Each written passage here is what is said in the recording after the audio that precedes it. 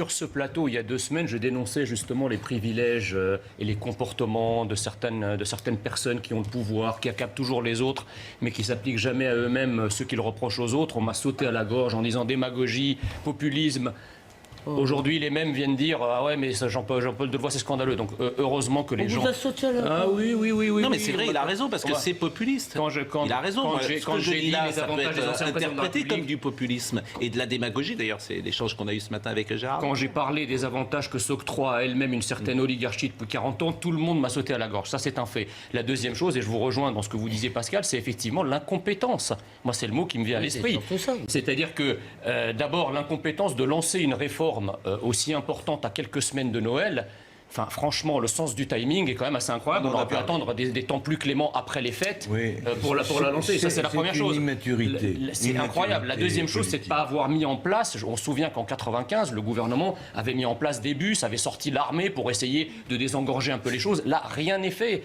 L'incompétence de nommer, de ne pas vérifier, de nommer comme porteur de cette réforme un type qui a autant de mandats que les médailles sur l'uniforme de Bokassa, franchement.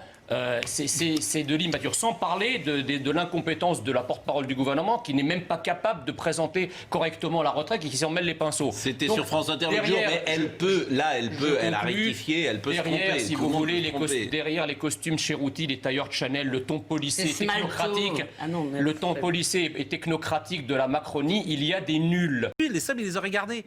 Donc comment voulez-vous croire en la politique? C'est un argument à la noix, ça rembourser les sommes. C'est comme si, je sais pas, enfin, on exagère. Non mais attendez, en exagérant un peu, dans ce cas-là, si Redouane Faïd rembourse ses sommes, il est hors de prison. Faut arrêter les bêtises. Il a commis. Ça, c'est une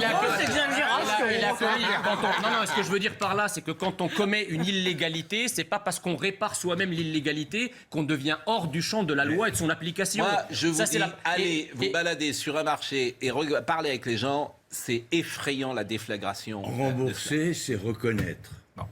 Sylvie Goulard, qui a été critiquée, là, elle a remboursé 45 Non, mais monsieur le 000 professeur, là, c'est une illégalité. Bon. Il a enfreint la loi. Il y a un article de la loi qui lui interdit. Allez, je crois qu'on a tout dit ce qu'on pouvait dire. François Drugy, qui n'avait commis pourtant aucune illégalité, a eu la correction de démissionner suite à ces affaires de Omar. Je pense que Delevoye, s'il avait un minimum d'honneur et de dignité, dirait ok, je me suis trompé, j'assume, je démissionne. On est pour la trêve de Noël et Marine l'a très clairement rappelé hier à votre antenne, Marine Le Pen. Par contre, si vous voulez, comme vous le rappeliez tout à l'heure, Noël, ça fait partie de notre patrimoine national. Ça fait partie de notre identité nationale. Même pendant les guerres, effectivement, il y a eu une trêve de Noël. Je ne comprends pas, alors ça en dit long sur l'attitude de certains syndicats, pour le coup, si on prend cette Noël comme un élément du patrimoine national, puisqu'en fait les syndicats n'en ont plus rien à faire de l'identité nationale, ils n'en ont plus rien à faire de Noël, ils se sont islamo-gauchisés, ça aurait été... Moi j'ai eu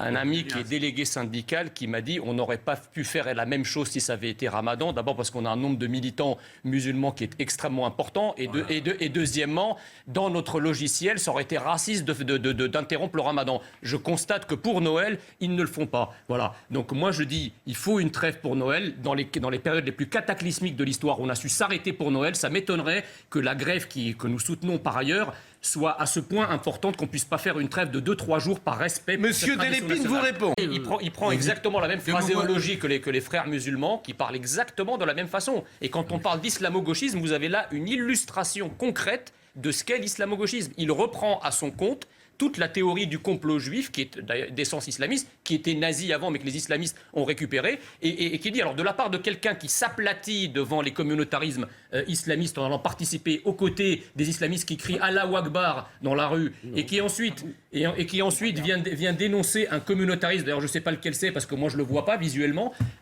franchement, c'est honteux. Alors, juste les progressistes qui nous expliquent à longueur de journée qu'il y a un retour aux années noires, un retour aux années les plus sombres de l'histoire, eh bien c'est Jean-Luc Mélenchon qui nous y ramène.